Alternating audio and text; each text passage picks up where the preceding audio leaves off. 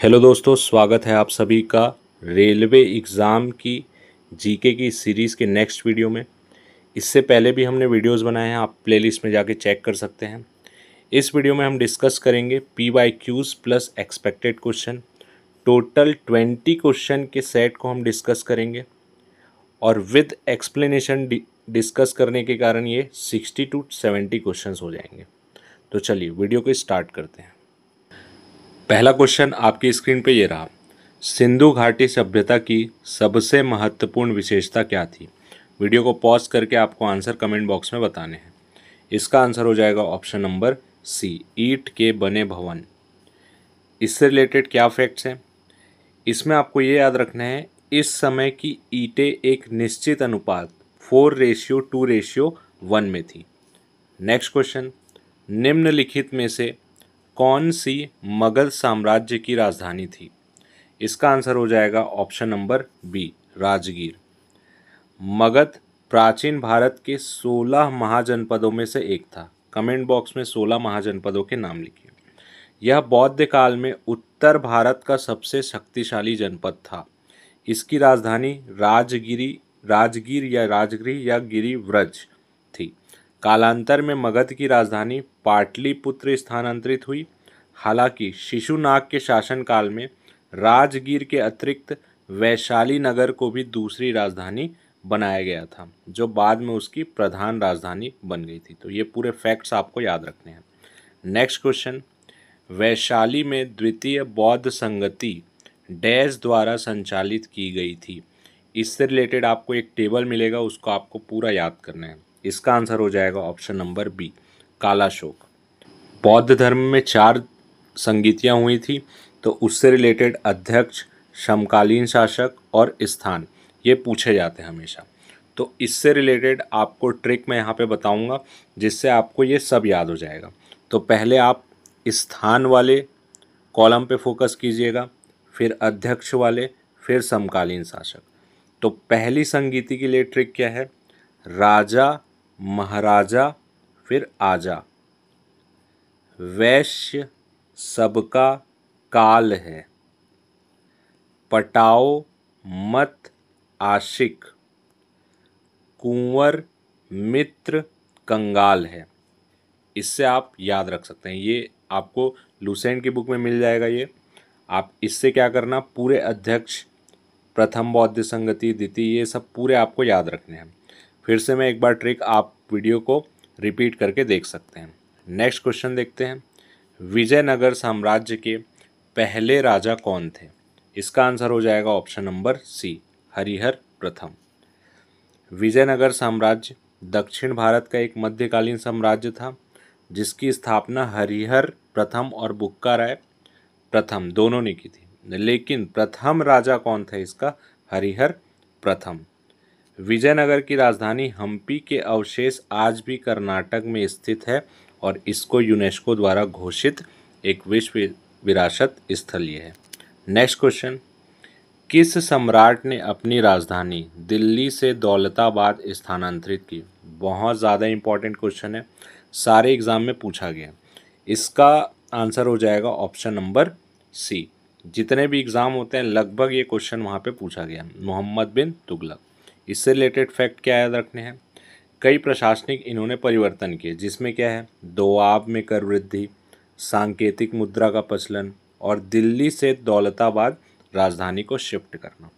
उसकी मृत्यु पर एक इतिहासकार बदायूनी ने ये लिखा था, सुल्तान को उसकी प्रजा से और प्रजा को सुल्तान से मुक्ति मिल गई है। ये भी क्वेश्चन पूछा गया है। नेक्स्ट क्वेश्चन, डैश ने इजारेदारी व्यवस्था की शुरुआत की, जिसके अनुसार राजस्व एकत्र करने का अधिकार उच्चतम बोली लगाने वाले को 5 साल की अवधि के लिए दिया गया था। इसका आंसर हो जाएगा option number B, Warren Hastings ने क्या किया, इजारेदारी प्रथा के नाम से एक भू राजस्व पद्धति लागू की। इसमें इस पद्धति को अपनाने का मुख्य उद्देश्य अधिक भू राजस्व वसूल करना था। 2 विशेषताएं थी, पंचवर्षीय ठेके की व्यवस्था थी इसमें, और सबसे अधिक बोली लगाने वाले को भूमि ठेके पर दी जाती थी। रीजनिंग वाला क्वेश्चन आता है तो ये फैक्ट इंपॉर्टेंट हो जाता है। नेक्स्ट क्वेश्चन, भारतीय संविधान के किस अनुच्छेद के तहत किसी राज्य की संवैधानिक प्रणाली के विफल होने की दशा में उस राज्य का शासन संभाला जा सकता है? तो इसका आंसर हो जाएगा ऑप्शन नंबर बी, आपातकाल से संबंधित उपबंध भारतीय संविधान के भाग 18 में है। बहुत इंपॉर्टेंट क्वेश्चन, 352 से 360 के अंतर्गत बताया गया, जिसके अनुसार राष्ट्रीय आपातकाल कब होता है? इसमें अनुच्छेद 352 में होता है। इसमें 3 कंडीशन होते हैं, वो 3 कंडीशन आप कमेंट बॉक्स में बताइए। राष्ट्रपति शासन अनुच्छेद 356 और वित्तीय आपातकाल अनुच्छेद 360। तो अनुच्छेद 356 के तहत राज्य में संवैधानिक तंत्र के विफल होने पर राष्ट्रपति शासन लागू करने का अधिकार देता है। तो इसका बेस क्या है? संवैधानिक तंत्र अगर विफल हो जाता है तो। नेक्स्ट क्वेश्चन, निम्नलिखित में से कौन सा विषय समवर्ती सूची के अंतर्गत आता है? कमेंट बॉक्स में आपको आंसर बताने हैं। इसका आंसर हो जाएगा ऑप्शन नंबर ए। तो देखो, संविधान में 3 टाइप की सूची की बात की गई है, जिसमें पहला है संघ सूची। इसमें कानून बनाने का जो अधिकार होता है वो केंद्र के पास होता है। राज्य सूची में राज्य के पास होता है। कुछ एक्सेप्शन केस होते हैं जिसमें राज्य सूची के विषय में भी केंद्र कानून बना सकता है। फिर तीसरी सूची आती है समवर्ती सूची, जिसमें केंद्र और राज्य दोनों कानून बना सकते हैं, लेकिन दोनों में कोई कन्फ्लिक्ट होता है तो केंद्र द्वारा बनाया गया जो कानून है उसको प्रायोरिटी दी जाएगी। तो इसमें क्या है, 42वें संविधान संशोधन द्वारा 5 विषयों को, अब ये विषय इंपॉर्टेंट हो जाते हैं, तो विषय शिक्षा, वन, नापतौल, वन्य जीव व पक्षियों के संरक्षण और न्याय प्रशासन, ये 5 विषय को राज्य सूची से हटा के समवर्ती सूची में डाल दिया गया था। तो अलग अलग ये 5 विषय जो हैं वो आपको याद होने चाहिए। और कौन से संविधान संशोधन द्वारा? 42वें, कितने? 5 विषयों को। नेक्स्ट क्वेश्चन, सूर्य की चमकती सतह कहलाती है? इसका आंसर हो जाएगा ऑप्शन नंबर बी, फोटोस्फीयर। इससे रिलेटेड फैक्ट क्या याद रखना है? सूर्य के चमकने वाले भाग को प्रकाश मंडल कहते हैं। प्रकाश मंडल किसी तारे का बाहरी आवरण होता है तथा सूर्य के संदर्भ में इसके प्रकाश मंडल का ताप 5500 डिग्री सेल्सियस होता है। प्रकाश मंडल के किनारे प्रकाशमान नहीं होते क्योंकि सूर्य का वायुमंडल प्रकाश का अवशोषण कर लेता है। ये आपको याद रखना है। नेक्स्ट क्वेश्चन, बिग बैंग सिद्धांत किसके द्वारा प्रतिपादित किया गया? इसका आंसर हो जाएगा option number C, Georges Lemaitre. इससे रिलेटेड फैक्ट आपको ये याद रखने हैं कि बिग बैंग सिद्धांत किससे रिलेटेड है? तो ब्रह्मांड की उत्पत्ति से रिलेटेड है और विस्तृत ब्रह्मांड सिद्धांत के प्रतिपादक एडविन हब्बल थे। नेक्स्ट क्वेश्चन, भारत में राष्ट्रीय आय को किसके पदों में मापा जाता है? इसका आंसर हो जाएगा ऑप्शन नंबर ए, बाजार मूल्य पर शुद्ध राष्ट्रीय उत्पाद। इसमें क्या है, देखो NNP आपको याद रखना है, NNP का फुल फॉर्म क्या हो जाएगा, और ये मार्केट प्राइस पे, ठीक है। तो इसी को क्या बोलते हैं हम लोग?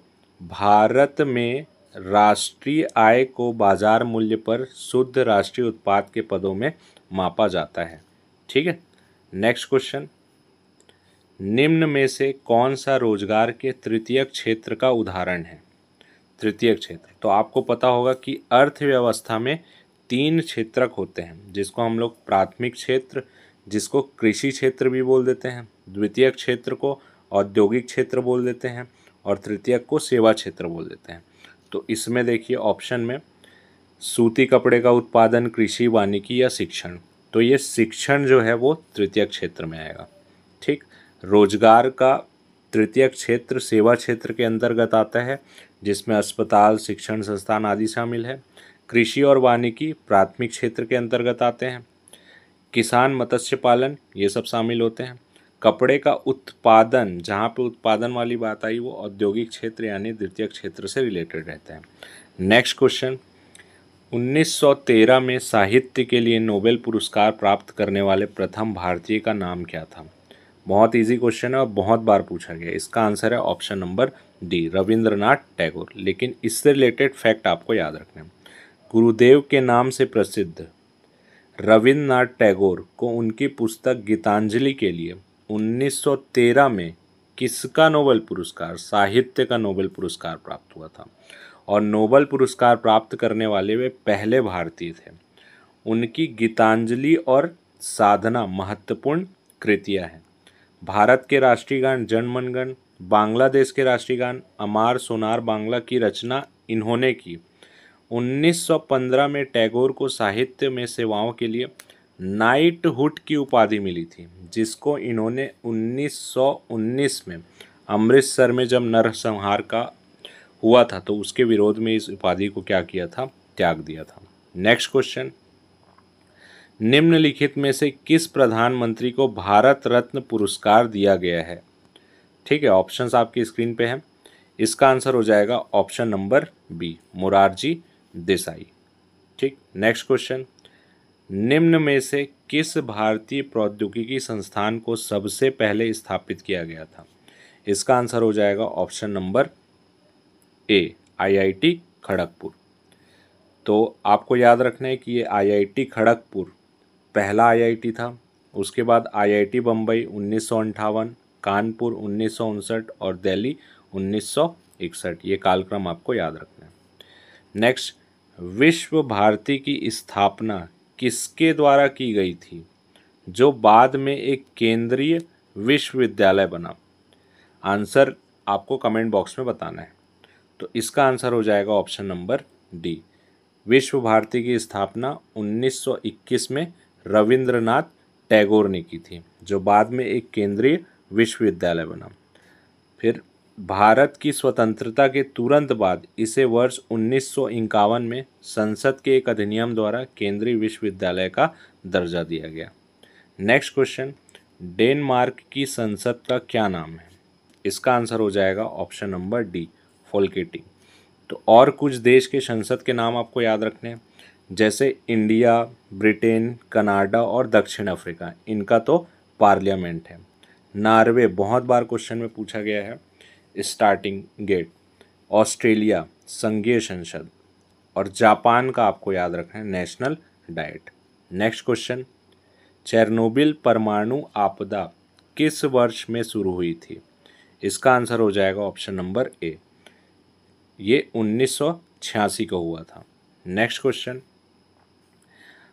कूट से रिलेटेड यहाँ पे क्वेश्चन है। इसमें आपको कुछ खोजकर्ता के नाम दिए हुए हैं, उसको मिलान करना है। तो आपको पता होगा ए रेडियम का मैडम क्यूरी, तो ए का ऑप्शन नंबर 2 यहाँ पे है। फिर पेनिसिलिन का अलेक्जेंडर फ्लेमिंग। ठीक है, तो यहीं से आपका ऑप्शन यहाँ पे निकल जाएगा, लेकिन आपको पूरे के नाम याद रखने हैं। तो रेडियम का पियरे क्यूरी और मैडम क्यूरी, पेनिसिलिन का अलेक्जेंडर फ्लेमिंग, एक्स के ने लास्ट वीडियो में भी हमने देखा है तो रोंटेजन, और जेनर चेचक के टीके की खोज। नेक्स्ट क्वेश्चन, निम्न में से किसे शुष्क बर्फ कहते हैं? इसका आंसर हो जाएगा ऑप्शन नंबर सी, ठोस कार्बन डाइऑक्साइड। इससे रिलेटेड क्या फैक्ट्स हैं? ठोस कार्बन डाइऑक्साइड को शुष्क बर्फ या शुष्क हिम कहा जाता है।